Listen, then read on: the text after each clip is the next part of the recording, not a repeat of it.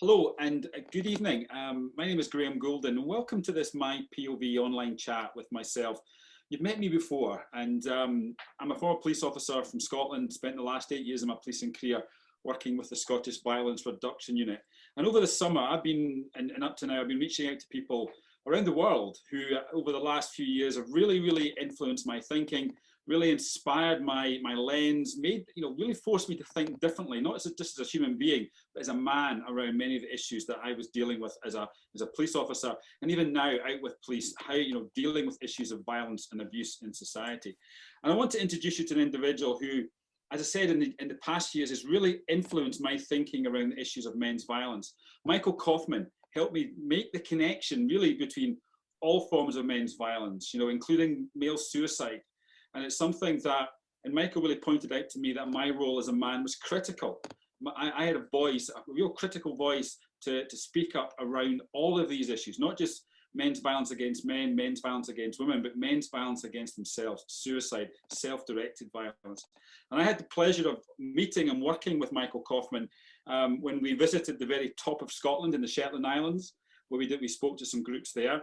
And also we travelled to Aberdeen and did some similar talks, and then back to the capital city of Scotland, into Edinburgh. And I learned so much. And Michael has really helped me over the years he's turned me into the person I am just now. He's really allowed me to develop with some knowledge and some confidence around these issues. So welcome, Michael Kaufman from Canada. Welcome. It is so good to see you again, Graham. Yeah, we had such, I can remember that day. It was a sunny day. We were on that beach in Shetlands, and it was that beach where the water came up to both sides. Do you remember that? Yes, I do. I do. Wow. You can see the smile on my face just thinking about about a visit to one of my favorite countries on the planet to start with, and the chance to work together, and just that sense of possibility. We often just start off and we spend a lot of time, as we need to do, focusing on the problems and on the challenges. But when I think about the work that we did together, when I think about the leadership of so many women's organizations around the world that really push men such as you and I to get involved, to speak out, to challenge ourselves, to challenge each other, what we're really talking about is not the problem, but we're talking about our capacity as humans to bring about solutions, to bring about change. So that's what really puts a smile on my face, seeing you again. Yeah, it's really good. It's that, I think, that sense of coming together. And during this time, the whole world needs to come together to tackle the current issues of COVID. And I'm going to talk a lot about the coming together, especially of men around these issues. But can you tell me about your work, Michael? What is it you do? Tell me more about what you do, Michael. Well, over the years, what I've done is, we're probably 4 decades now, which makes me a true old fart, I guess. I've worked to engage men to support women's rights, to end men's violence against women, to challenge homophobia, challenge racism, and work to improve the lives of men. For most of that, I've worked independently. I've probably, I guess, worked in about 50 countries now with NGOs, women's organizations, the UN, governments, educators, trade unions, companies, and saying that we need to take these messages, take this work throughout our institutions, our structures, our lives, bringing it right into our homes, into our communities. Over the last year or so, I've been making a bit of a transition. I do continue this work. I had a new book that came out about a year ago called The Time Has Come, Why Men Must Join the Gender Equality Revolution. But I'm also spending more time these days on fiction writing. I'll just point behind me here, wherever that is. My first mystery is coming out in January, called The Last Exit. Anyway, that's some of the things that I get to do. Yeah, and I'd like to start off, today and around the world is International Men's Day. So an aim of the day is to create space for conversation with men. Tell me why you think it's important that you talked about your work is about helping men. And a lot of people think that it's about improving the quality of lives just for girls and women, but it's more than that. It's about improving the quality of lives for everybody, including boys and men. Why is it important we focus on creating these spaces for authentic conversations with boys and men on their relationships? One of the great paradoxes of a male-dominated society, a patriarchal society. One of the great paradoxes is that the very ways that we have created a world of men's power, of men's privilege, the very ways we raise boys to be men, to live up to a certain set of ideals and exercise a certain type of power over women, over other men, paradoxically brings not only privilege and rewards to men, but comes with a huge cost. And this is an amazing paradox. It's the paradox that explains why in a society where men make more money, control governments, control institutions, control religions, on, why within that men die younger, men are more likely to be addicted to alcohol and other drugs, men are more likely to be in prison, men are less likely to ask for help, men, these types of lists go on. And it's a real paradox. And what it tells us is that the very ways that we have raised boys to be men is not only the source of problems for women and for the planet, as we increasingly know, but for individual men ourselves. In other words, the gender equality revolution is a revolution not only to transform and improve the lives of women and girls, but also to transform and in many ways, not always, but in many ways, improve the lives of men and boys. I think that's so important. I've just been speaking this afternoon, hosting an event for International Men's Day, and we talked a lot about that, the challenges out there for boys and men. We talk about suicide, we talk about men's suicide. I think 13.5 men a day in the UK take their own lives. 13.5 Wow. men a day take their own lives. We look at our prisons. 95% of prisons, contain boys and men. We look at addiction issues. We look at homelessness. Yeah, again, boys and men feature disproportionately. And I think we are getting better, excuse me, as a society about talking about things like male suicide. With the fact that I've ran this event today, people are quite comfortable talking about a need to stand up against these issues. But why do you think men still find it challenging talking about men's violence against men, men's violence against women? Why do you think that's still a challenge for men? I think we can answer that on different levels. One of them is that, there still remains a lot of misinformation out there. There's still a lot of men who unfortunately don't yet know about the extent of men's violence against women, how pervasive it is. A lot of it, of course, remains hidden in the home. There's a lot of men who don't understand and haven't yet caught on to some of the subtleties of that violence. They say, well, I'm not violent. And most men don't use physical violence in their lives. That's absolutely true. But haven't had the opportunity yet to look at forms of emotional pressure, abuse, harassment at the workplace, often things that are really subtle, not the big blatant things, but the more subtle things that still have a huge impact on the lives of women. Among men, the violence among men, among boys, unfortunately, we just see it as natural. Boys will be boys. That's just the way it is. But really what is often happening is the reason why men tend not to speak out still is out of fear. These ideas that you and I have spoken so much about, these pressures to be a quote real man, to fit into the box, whatever image we want to use. We learn to do it pretty well, most of us. We learn to play the part.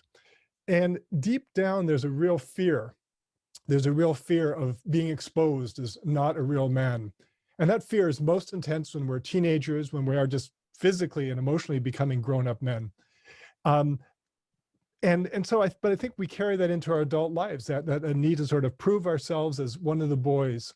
And so a lot of men are reticent to interrupt that homophobic joke, are reticent to interrupt that sexist joke or that racist joke because we want to fit into whatever group we happen to be with.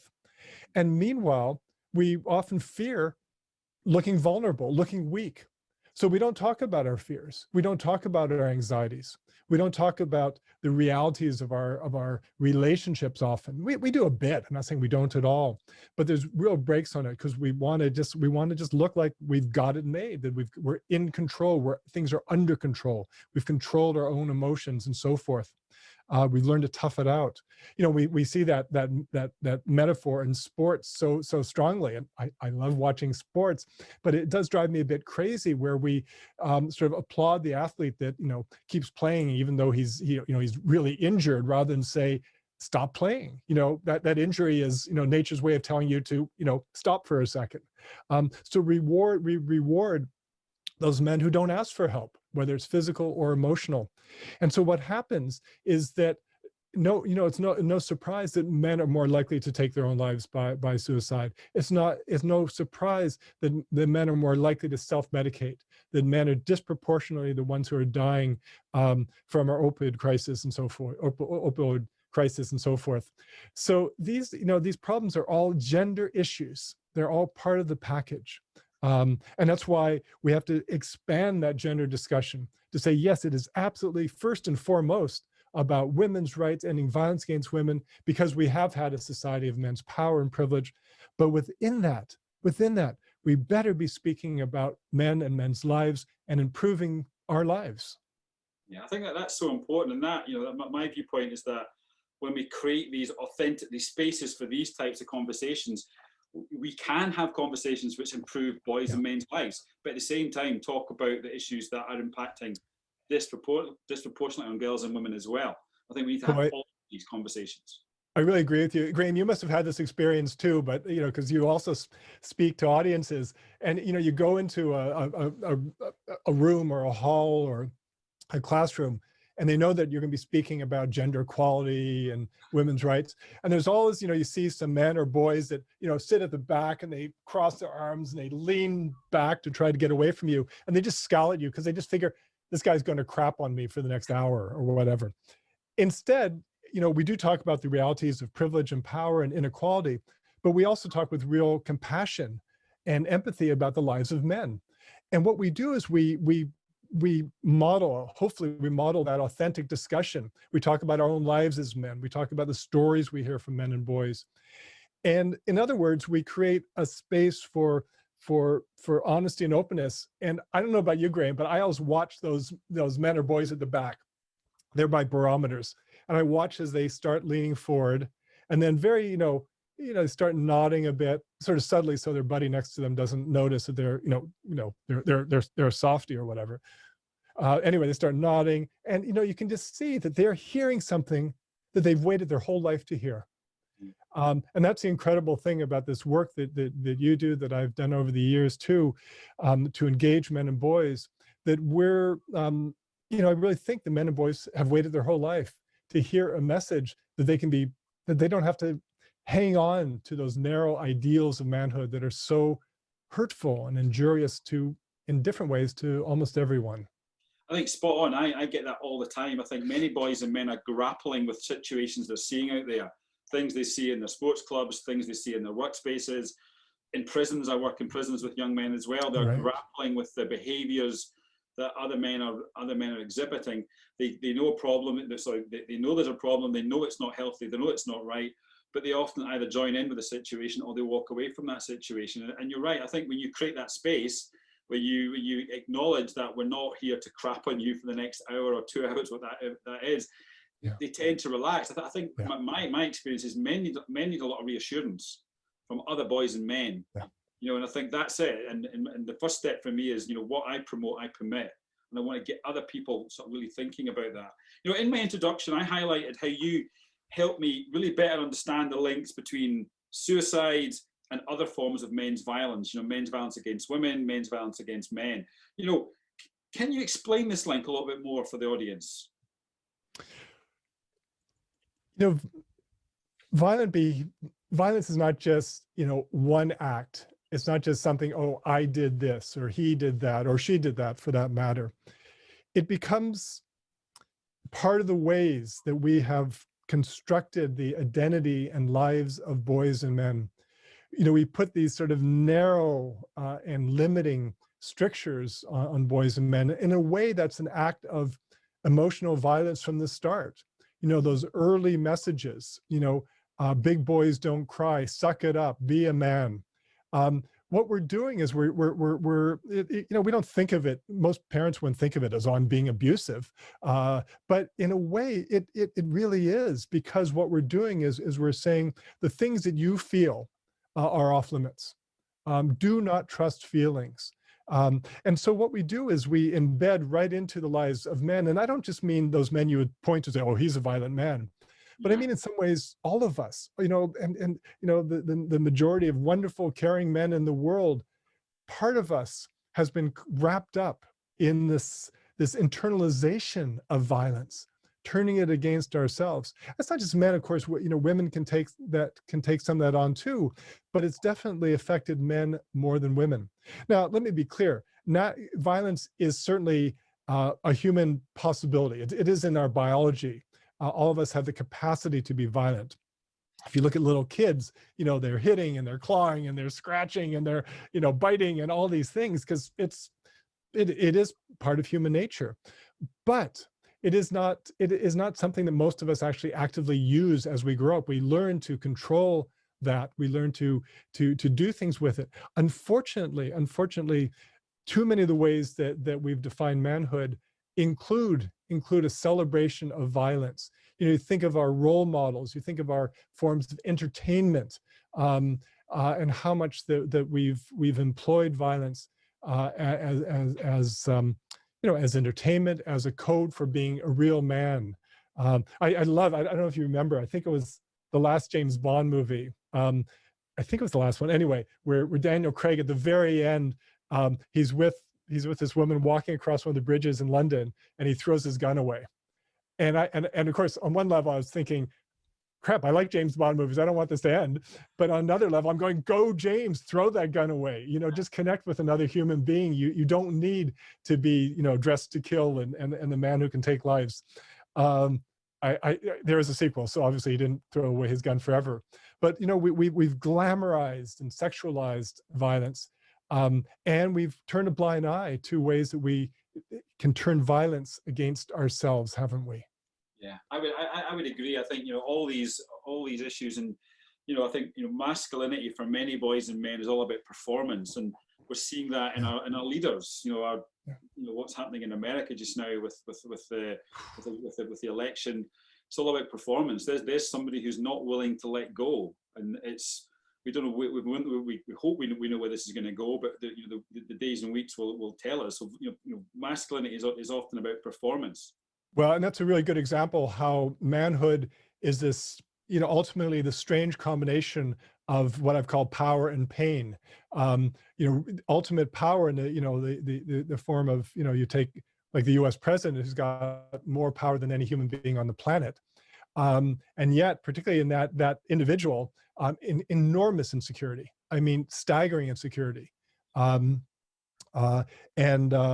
It's a scary combination. You know, it's not a combination that makes me go, oh, I feel sorry for the guy. It's one that makes me feel absolutely terrified, because if you give so much power to someone who is so insecure and just wants to strike out like a child, that's a terrifying combination.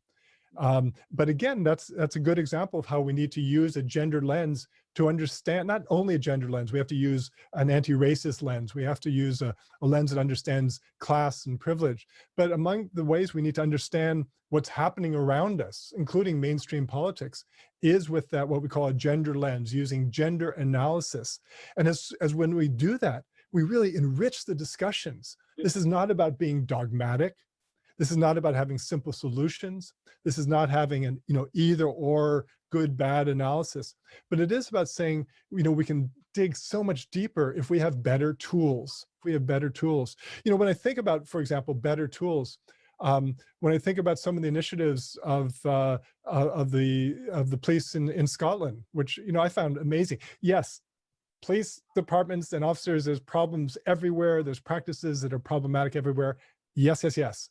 But at the same time, when I saw and followed some of the ways that policing in Scotland around violence that you were involved in, was saying, okay, we can't just sort of we're going to stop violence. We've got to look at the causal factors. We've got to bring in different aspects of the issue. We've got to understand how gender, how racism, how poverty, all these things interact. If we just go in saying, we're going to do this, take a simplistic approach to ending violence, is not going to work. So yeah, let's look for that complexity, but also find ways to find language that isn't complex, that just can reach people. And that's why, Graham, when you talk about, creating spaces for that authentic dialogue, that is so powerful. That is so powerful. And that was our when I co-founded a campaign called the White Ribbon Campaign several decades ago now. Our idea was pretty simple. We wanted to put up a big tent for men right across the political and social spectrum to speak out together to end men's violence against women. And we knew among ourselves, we had disagreements on this aspect or this issue. We had political disagreements, but we said, let's, as men, find ways to bring men into this discussion. So part of what you and I have done over the years is say, let's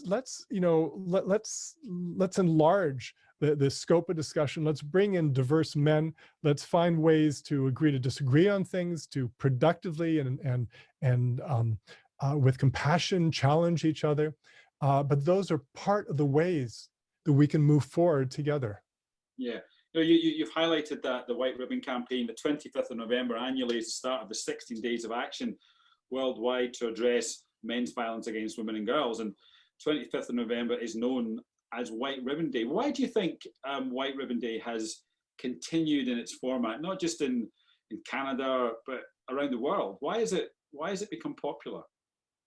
I think there's a couple things. First of all, in some countries, I know in parts of the UK and I think in Australia and New Zealand, the 25th does get called White Ribbon Day. In most other countries, it's just the International Day for the Eradication of Violence Against Women. And it was a day that was really championed and started by women. And in some countries, White Ribbon has gotten combined and grafted on. It wasn't our intention to do that or take away space from women at all. It's just a symbol that's gotten used. I think White Ribbon spread for several reasons. In some cases, just as a men's campaign, in some cases, men and women. We started it as a decentralized campaign. I'm from Canada. We didn't think, and the three of us who started it, didn't think we could speak even for men across Canada, let alone men across the world. And so what we said to other men is find your own language, both literally your own language, but your cultural language to reach the men and boys around you. And so we set it off as a decentralized campaign. No one owns White Ribbon, no one internationally runs it, no one calls the shots. We just say to groups and individuals in different countries, here's an opportunity. So when the Scottish White Ribbon Campaign or the English or the Australian or the Brazilian, on and on, I think it's popped up in about 90 countries. They're not beholden to anyone. They just say, what we're going to do is find ways and popular ways to reach boys and men in our country. It's not the be all and the end all. It's an education campaign. In some countries, it works to improve laws in support of women's organizations. But ultimately, it's about saying that men must play and have a positive role to play in ending violence against women. We use a positive language. We're not just saying to men, don't do this, this, and that, but we say, men, here are the things that you can do. Here's some of the ways you can speak out and talk to your brother, your father, your son, your friends, your workmates, your prison mates, whatever it might be. So one of the things that we found is that positive messages, and I don't mean positive messages that obscure the severity of the problem of violence against women, not at all, but positive messages in the sense of our capacity as men to support women and women's rights, to work as allies with women, to work with diverse groups of women and men, to understand and to understand our own forms of privilege and power, but not to be bogged down by that, not to practice some sort of collective blame or collective guilt, but just to understand how we can make that difference. And I think that open framework, that positive framework, that inviting into the under the this big tent, as we say, framework is responsible for the ways that it has spread around the world. Yeah, what I like about that campaign, you mentioned the word invite. There was, I think it was Esther Sola in America. The educationist look, I need to invite men into the discussion. And I love that. Because I think she used the phrase invite, not indict. And I think that strength-based approach is really positive. Inside, the vast majority of boys and men are good, healthy attitudes. And I think when you start to tap into that strength and the viewpoints and attitudes, that's got a more long-term effect than something that is, we should stop doing this, we shouldn't be behaving like this. That's very deficit. That's a deficit approach, whereas the strength-based approach from White Ribbon is very much, okay, good guys, what can we be doing? So what can men be doing? The 25th of November, lots of people wearing white ribbons, but what else can we be doing? What should we be doing as men? Well, wearing a white ribbon is fine and good, or putting up a white ribbon poster, taking part in an event. Those are great things to do, but only if they start a conversation. That's not it's not a symbol just saying I support a cause. It's saying we need to be acting on this. So what can we do? Well, find out if they're in all of our communities, except for the smallest. There are incredible women's organizations. There are refuges and shelters and crisis centers that are providing much needed services. Make a contribution, make a donation, do a little fundraiser at your workplace or school. I guess your workplace is at home, which means your fundraiser is sending them money. Speak out. All of our countries can improve our laws dealing with violence against women. There's been big strides in the legal world in some countries in recent years, but in most of our countries, we're still relying on antiquated laws. We need to push our politicians. We need to push our politicians to better fund women's programs. We need to have conversations with our friends. We need to find ways to screw up the courage, if you will, to challenge that sexist joke and that homophobic joke that provide a bit of the template for individuals to excuse violence or to just deal out misogyny. So we've got to speak to that friend or our son or dad about the way that he talks to his girlfriend or wife or partner of whatever sex. So that speaking out is so important. We've got to just look into our own hearts and behavior. It's as you said, as I said, the majority of men don't use physical violence in our lives, and that's absolutely true. The majority of men are not outwardly emotionally abusive. That's absolutely true. But sometimes we do things that are crappy. We still might do things that will sort of dominate and control discussions, dominate and control women in our lives, whether our personal lives or work lives. And so we've just got to take a hard look. And so that hard look has to start with listening. November 25th is a real day for listening and beyond. It's a day for listening to the voices of women. It doesn't mean that women have the whole truth and nothing but the truth. It doesn't mean that men don't have truth in our voices, but it means that male-dominated societies have suppressed the voices of women. And so a key thing that we as men must do is just listen. Don't get defensive. Don't react against. Don't say, oh yeah, but I'm not like that, or what about such and such. Just listen. Take it in. Just take it in. And it can be scary. It can hurt a bit. But what it does is it opens up a whole new world. I once, I think it was in The Time Has Come, I liken this listening to, reading some precious diary that women have written that men haven't tended to read over the years. Well, this is a chance. This is a chance to do that good listening. Yeah.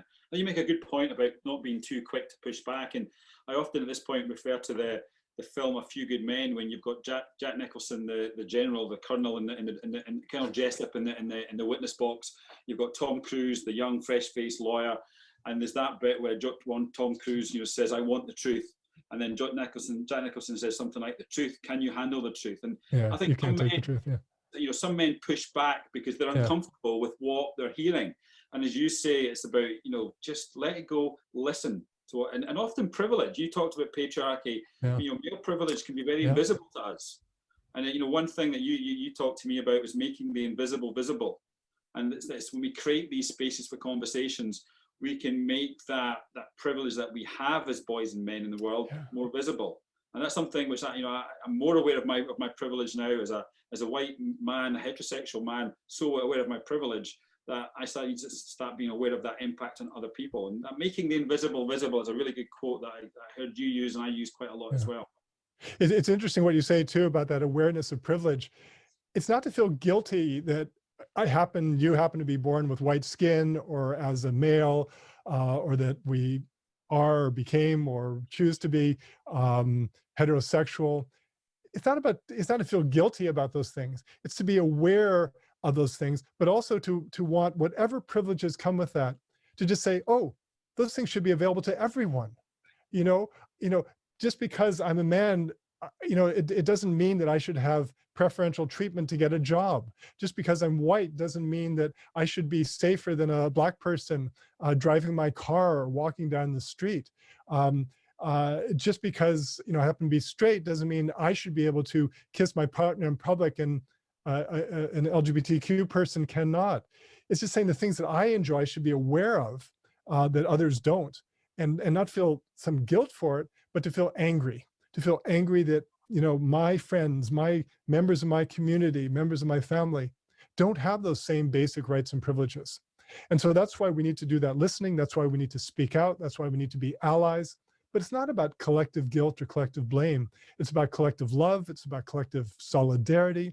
It's about taking collective responsibility to bring about change. I think that's important, coming together.